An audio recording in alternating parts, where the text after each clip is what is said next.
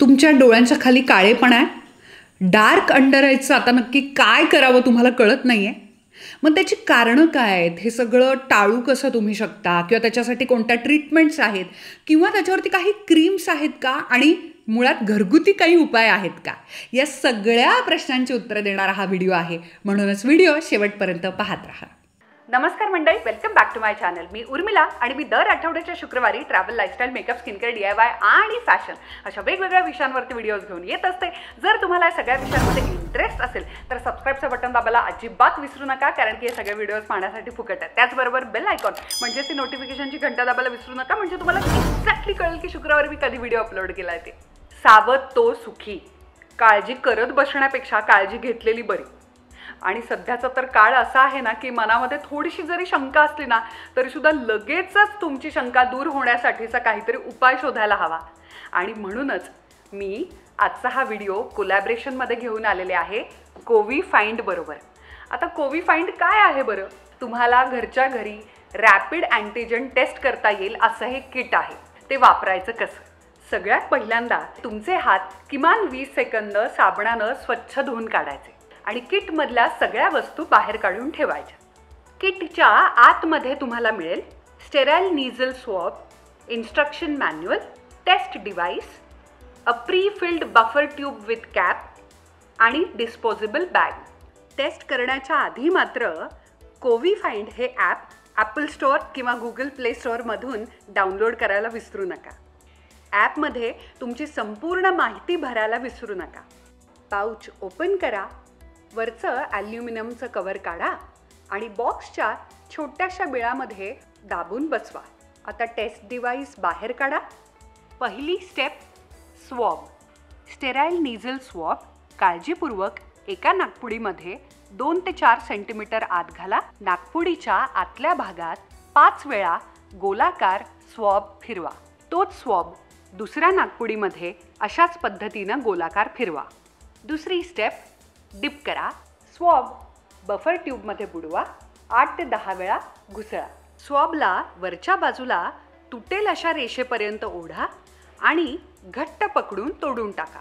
आता ट्यूबला टोपणानं घट्ट सुरक्षित करून ठेवून द्या. तिसरी स्टेप, ड्रॉप करा. आता सॅम्पलचे 4 थेंब अलगदपणे सोडा. आता कोविफाइंड ॲप उघडा आणि त्यात 15 मिनिटांचा कालावधी सुरू करा. 15 मिनिटाला कोविफाइंड ॲप तुम्हाला टेस्टचा फोटो काढायला सांगेल. हे AI पॉवर्ड ॲप असल्यामुळे पॉझिटिव्ह आणि निगेटिव्ह टेस्टमधला फरक सहज आणि अचूक सांगू शकतात. चौथी स्टेप, स्पॉट. जर फक्त कंट्रोल लाईन C असेल आणि टेस्ट लाईन T दिसत नसेल तर रिझल्ट हा निगेटिव्ह आहे. कंट्रोल लाईन C आणि टेस्ट लाईन T या दोन्ही लाईन्स जर तुम्हाला डोळ्यांना दिसत असतील तर रिझल्ट हा पॉझिटिव्ह आलेला आहे. 20 मिनिटांनंतरचा कोणताही रिझल्ट ग्राह्य धरला जात नाही. तुमच्या रॅपिड अँटीजन टेस्टचा रिझल्ट जर निगेटिव्ह आला तर तुम्ही RT-PCR टेस्ट करणं सुद्धा गरजेचं आहे. त्याचं कारण असं, जर तुमचा व्हायरल लोड लो असेल तर मात्र RAT म्हणजेच रॅपिड अँटीजन टेस्टमध्ये तो दिसून येत नाही. टेस्ट करून झाल्यानंतर डिस्पोजेबल बॅग जी किटमध्ये आलेली आहे त्यामध्ये टेस्ट आणि इतर सर्व वस्तू टाकून सील करून कचरा पेटीमध्ये टाकून द्या. झालं. सोपं आहे ना?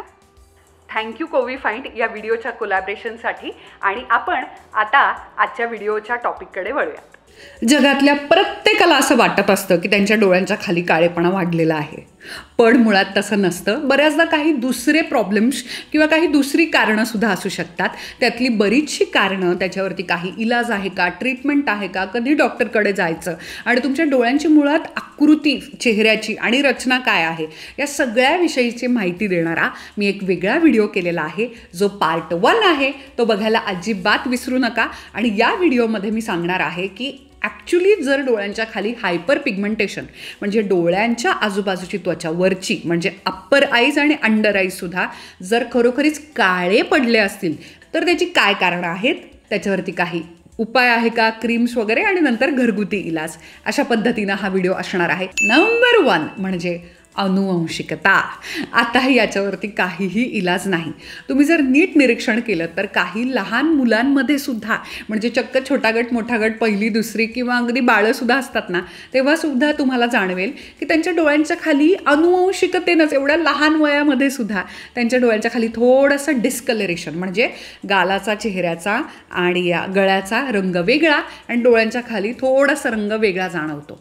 आता जे अनुवंशिक आहे ते तुम्ही बदलू शकत नाही. त्याच्यावरती उपाय ऑफकोर्स कोणता असेल तर तो म्हणजे पुढे जाऊन तुम्ही मोठे झाल्यानंतर थोडासा मेकअप करू शकता आणि थोडीशी त्याची काळजी घेऊ शकता, मॉइश्चरायझर वगैरे लावू शकता, पण अनुवंशिकतेमध्ये तुम्ही बदल करू शकत नाही. पुढे सतत डोळे चोळणे. काहींना इतकीही खराब सवय असते, बघू तेव्हा डोळे खाजवत असतात, चोळत असतात.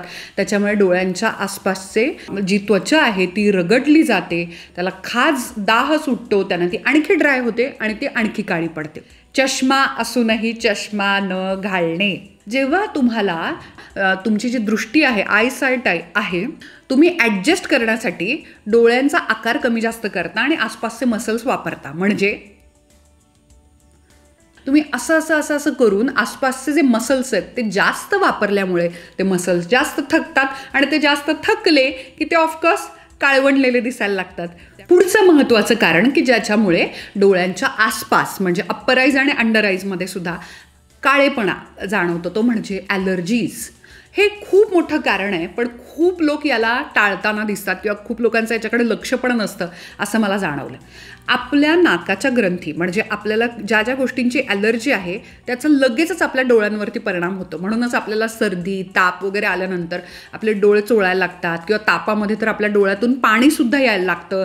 म्हणूनच मी सांगते की ज्यांचं नाक गळतं, सर्दी असते, धुळीची ॲलर्जी असते किंवा काहींना परफ्युम्सची ॲलर्जी असते, कोणत्याही अगरबत्तीची ॲलर्जी असते, अशा पद्धतीनं वेगवेगळ्या ॲलर्जीचा परिणाम तुमच्या नाकावरती होतो, तुमच्या शरीरावरती होतो आणि आपसुकच डोळ्यांना पण होतो आणि तुमच्या डोळ्यांच्या भोवतालची त्वचा ही ॲलर्जीमुळे सुद्धा काळी पडू शकते. एक्झिमा.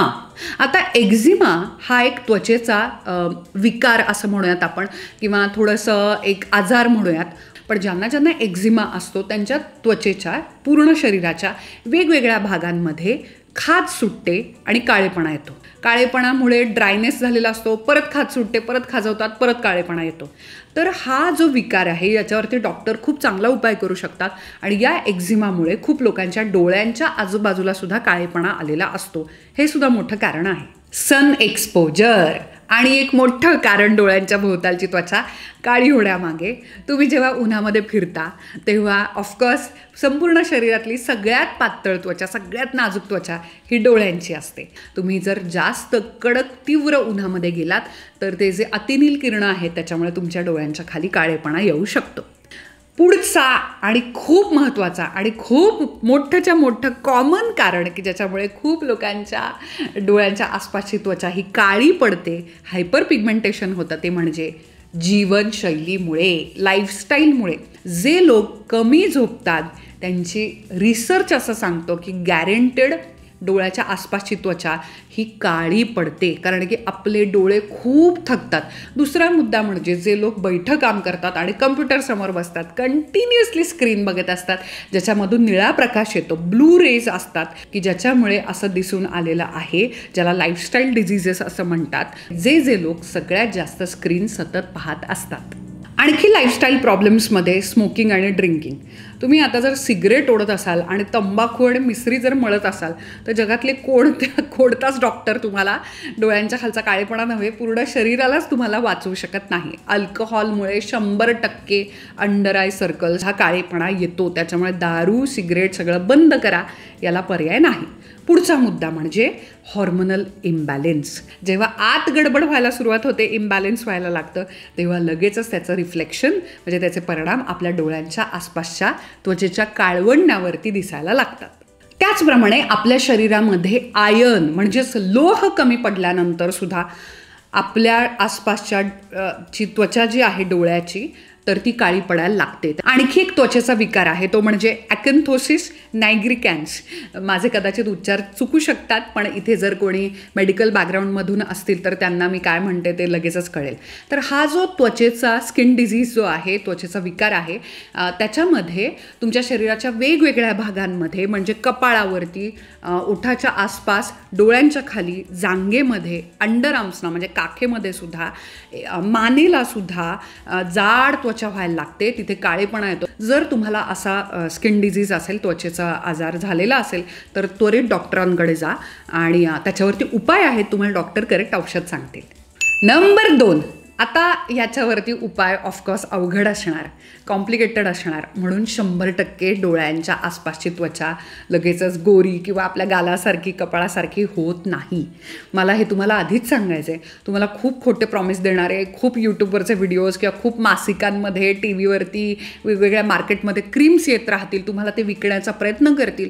50 ते 70% तुम्ही तुमच्या डोळ्यांच्या आसपासचा काळेपणा कंट्रोलमध्ये आणू शकता, पण तुमची 100% त्वचा अतिशय गोरी पानच होऊन गेली असं होत नाही. हे पहिलं लक्षात घ्या. नंबर 3, सतत डोळ्यांच्या आसपासची त्वचा मॉइश्चराइज्ड म्हणजे हायड्रेटेड ठेवणे. म्हणून रात्री झोपताना कुठलंही मॉइश्चरायझर घ्या आणि डोळ्यांच्या आसपास चोळा. काही घरात नसेल, आल्मंड ऑइल, बदामाचं तेल घ्या. तेही नसेल, कोकोनट तेल घ्या म्हणजे नारळाचं तेल घ्या आणि त्याला हायड्रेटेड ठेवा. भरपूर छान त्याला पाणी मिळू द्या, त्याला ड्राय पडू देऊ नका.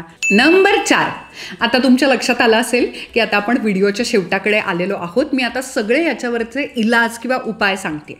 जर तुम्हाला कोणतेही श्वसनाचे वगैरे जर विकार असतील, ॲलर्जीज असतील, तर त्याआधी त्याच्यावरती ट्रीटमेंट घ्या. होमिओपॅथी घ्या, ॲलोपॅथी घ्या किंवा आयुर्वेद घ्या. तुमच्या लगेच लक्षात येईल की तुमच्या डोळ्यांच्या आसपासची त्वचासुद्धा काळवंडलेपणा तो कमी झालेला आहे आणि सुधारलेली आहे. पुढे जाऊन सांगते ते म्हणजे जर तुम्हाला चष्मा असेल तर ऑफकोर्स चष्मा घालायला लागा. रेग्युलरली चांगला चष्मा वापरल्यामुळे तुमच्या डोळ्यांच्या खालची त्वचा सुधारत आहे.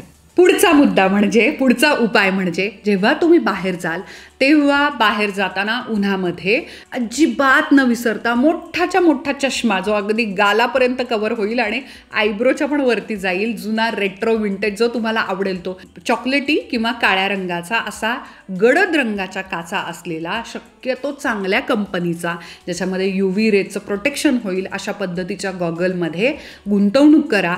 डोळ्यांच्या आसपास सनस्क्रीन लावायला विसरू नका. खूप महत्त्वाचा मुद्दा आहे. डोळ्यात जाऊ देऊ नका. सनस्क्रीन डोळ्यात गेल्यानंतर खूप झोंबतं संपूर्ण चेहऱ्यावरती, तर न विसरता सनस्क्रीन रोज लावायचंच असतं. त्याचे खूप चांगले परिणाम होतात. पुढचा आणि सगळ्यात महत्त्वाचा मुद्दा म्हणजे, जेव्हा शरीर आतून हायड्रेटेड असतं, आतून त्याला भरपूर पाणी मिळतं, तेव्हा बाहेरून त्याची त्वचा ही 100% अतिशय तुकतुकीत आणि सुंदर राहते आणि कसल्याच पद्धतीचा कोरडेपणा किंवा काळेपणा येत नाही. भरपूर पाणी प्या.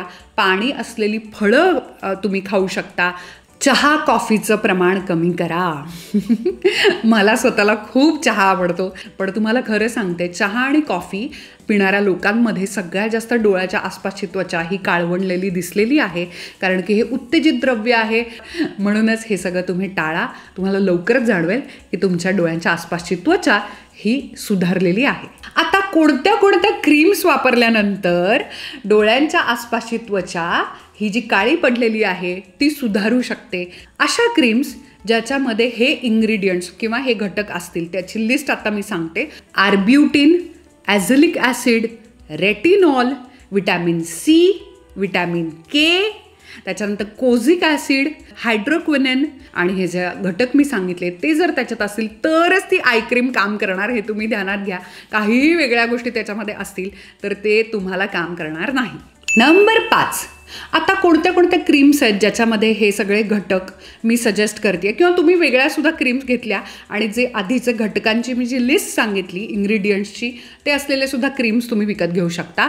वंडर आय क्रीम, अवर्ता क्रीम, आयब्लिस क्रीम आणि ROC क्रीम, ह्या सगळ्या क्रीम्स आहेत ना, ह्या मला कुठल्या तरी डर्मटॉलॉजिस्ट, स्किन स्पेशलिस्ट वगैरे त्यांनी मला सजेस्ट केलेल्या आहेत. त्यामुळे त्या कदाचित ऑनलाईन मिळणार नाहीत. औषध दुकानांमध्ये जाऊन फॅन्सी मोठ्या ज्याच्याकडे भरपूर औषधं असतात त्यांच्याकडे या सगळ्या क्रीम्स मिळतील. या कशा लावायच्या क्रीम्स तर किमान दिवसातून 2दा या क्रीम्स लावायच्या, सकाळी आणि रात्री झोपताना चेहरा स्वच्छ धुतल्यानंतर. या क्रीम्स तुम्ही किमान 6 ते 8 महिने सलग वापरल्यानंतर तुम्हाला हळूहळू प्रभाव जाणवेल. Number 6, chemical peels. कोणत्याही स्किन क्लिनिकमध्ये डर्मटॉलॉजिस्टकडे किंवा डॉक्टरकडे हे सगळं मिळू शकतं. हे पील्स असतात ते माइल्ड असतात आणि दुसरी गोष्ट म्हणजे 6 ते 10 तुम्हाला त्याचे सेशन्स घ्यावे लागतात. आसपासच्या डोळ्यांच्या त्वचेला ते लावल्यानंतर ते असं छान वाळवतात, पातळ पाण्यासारखं ते असतं. म्हणूनच डॉक्टरांच्या अंडरच ते लावायचं असतं. त्याला टायमिंग लावलं जातं, ब्लीचप्रमाणे लगेचच ते धुवावं लागतं आणि याचा खूप चांगला परिणाम दिसून येतो. त्याच्यामुळे शक्यतो ज्यांची लग्न असतात म्हणजे ब्रायडल स्किन केअरमध्ये याचा समावेश होतो. कित्येक ब्राईड्स ज्या असतात ज्यांचं लग्न होणार असतं त्या जाऊन केमिकल पील्स घेतात आणि त्याचा चांगला फायदा जाणवतो. Number 7, plasma therapy. पेशंटच्याच शरीरामधलं रक्त काढलं जातं आणि त्याच्यातलं जे रिचेस्ट म्हणजे जो घटक आपल्याला पाहिजे तेवढाच फक्त तो ब्लडमधून काढला जातो, तो प्लाझ्मा काढला जातो आणि चक्क तो एका इंजेक्शनमधून छोट्या छोट्या नीडल्स, सुया असलेलं सुद्धा बऱ्याचदा यंत्र असतं. ते तुमच्या डोळ्यांच्या खाली तुमचंच रक्त पुन्हा एकदा इंजेक्ट केलं जातं. म्हणूनच अशा थेरपीला वॅम्पायर फेशियल असं सुद्धा म्हटलं जातं, कारण की जसं वॅम्पायर तुमचं रक्त शोषतो आणि रक्त पितो तसं ते डॉक्टर रक्त काढतात. खूप जास्त नाही, थोडंसं काढतात आणि तुमच्या आसपास डोळ्याच्या त्वचेवरती इंजेक्ट करतात. हे सगळं खरंच खूप महाग असतं कारण की डॉक्टर करतात, पण याचा खूप चांगला रिझल्ट मिळतो हळूहळू क्रीम्स लावण्यापेक्षा. नंबर 8, आता डोळ्यांच्या आसपासच्या काळेपणावरती घरगुती उपाय कोणता? सगळ्यात महत्त्वाचं, प्लीज कोणते टूथपेस्ट, सोडा, लिंबू घेऊन चोळू नका. त्यानं डोळ्यांच्या आसपास दाह होईल आणि आणखी काळेपणा वाढेल. त्यामुळे हे असले प्रकार करायचे नाहीत. एक करू शकता तुम्ही, ते म्हणजे कच्चं दूध हलक्या हातानं चोळायचं डोळ्यांच्या भोवती, थोड्या वेळ ठेवायचं गार, स्पेशली जर ते फ्रीजमधून काढलं असेल तर, आणि धुवून टाकायचं आणि त्याच्यावरती तुमचं जे कुठचं रेग्युलर मॉइश्चरायझर असेल किंवा आय क्रीम तुम्ही वापरत असाल तर हायड्रेशनसाठी तिथे मॉइश्चरायझर लावून टाकायचं. नंबर 2, दही आणि मध घ्यायचं. मधानं रंग बदलण्याचं काम खूप छान लवकर होतं. तर दोन्ही मिक्स करायचं, थोडंसं कारण डोळ्यांच्या भोवती लावायचं. एक 10 ते 20 मिनिट फक्त ठेवा, धुवून टाका आणि नंतर नक्की न विसरता मॉइश्चरायझर लावा. नंबर 3, मधामध्ये थोडंसं गुलाबजल तुम्ही टाकू शकता, म्हणजेच रोज वॉटर मिक्स करू शकता आणि डोळ्यांच्या भोवती चोळू शकता. रात्रीचे ठेवा, झोपून जा आणि दुसऱ्या दिवशी सकाळी उठून जेव्हा आंघोळ कराल किंवा फेसवॉशनं तोंड धुवाल त्याच्यानंतर मॉइश्चरायझर लावायला अजिबात विसरू नका. त्याच्यानंतर कोरफड हा खूप चांगला उपाय आहे. त्यानं काय होतं, थंड सूदिंग असा इफेक्ट येतो. थोडा वेळ ठेवायचं, गार असं झोप वगैरे काढा, आणखी छान त्वचा होईल. धुवून टाका आणि धुतल्यानंतर पुन्हा एकदा मॉइश्चरायझर लावा. आणखी कोणता उपाय जो तुम्ही करू शकता तो म्हणजे बटाटा जो असतो ना तो थोडासा किसायचा आणि त्या किसलेल्या बटाट्याचा थोडंसं ज्यूस काढायचा, रस काढायचा. बटाट्याचं जे घटक आहेत ना त्याच्यामधला जो रस आहे ना त्याच्यामुळे काळेपणा जायला भरपूर मदत होते. त्यामुळे इवन टॅनिंगसाठी सुद्धा अर्धा बटाटा कापायचा आणि काटे चमच्यानं त्या थोडा खरवडायचा, त्याच्यामुळे त्याचा रस ज्यूस यायला सुरुवात होते आणि तुम्ही तुमच्या कोपऱ्यांवरती, ढोपऱ्यांवरती, गुडघ्यावरती पण चोळू शकता. त्यानं हळूहळू त्वचेचा काळेपणा फिक्कट व्हायला, काळवंडलेली जी त्वचा असते त्याचं थोडंसं लाईटकडे जायला भरपूर मदत होते त्याची. बाहेर बाजारामध्ये, मार्केटमध्ये भरपूर क्रीम्स असतात, भरपूर प्रॉडक्ट्स असतात, भरपूर गोष्टी, उपकरणं आलेली आहेत की ज्याच्यामुळे अंडर आय सर्कल्स घालवा, डोळ्यांच्या खालचा काळेपणा घालवा वगैरे वगैरे. हे खूप फसवे आणि विक्री करणारे आणि त्यांना ऑफकोर्स पैसे कमवायचे असतात, त्याच्यामुळे हे सगळे सतत विकत असतात. याला अजिबात भाळू नका. तर ह्या ज्या काही डॉक्टर ट्रीटमेंट्स करू शकतात, काही स्किन क्लिनिकमध्ये ट्रीटमेंट्स होऊ शकतात आणि बऱ्याचदा काही घरगुती उपायांनी रेग्युलरली स्किन छान मेंटेन तुम्ही ठेवली, पोत चांगला ठेवला तर तुमचा काळेपणा नक्की कमी होत जाऊ शकतो. तर हे सगळे उपाय नक्की करा आणि इतरांना पण जागृत करा, म्हणजे इतर लोकांचे पण पैसे वाया नाहीत जाणार, त्यांना कुणी फसवणार नाही. म्हणून हा व्हिडिओ नक्की सगळ्यांना, इतरांना, तुमच्या मित्रमैत्रिणींना शेअर करा, व्हॉट्सअप ग्रुपवरती फॉरवर्ड करा, बिकॉज शेअरिंग इज केअरिंग. तोपर्यंत मी वेगवेगळ्या कमाल विषयांवरती अशाच पद्धतीनं व्हिडिओज घेऊन येत राहीन. हात धुत राहा, काळजी घ्या, घरात राहा, मास्क वापरा आणि आय लव्ह यू.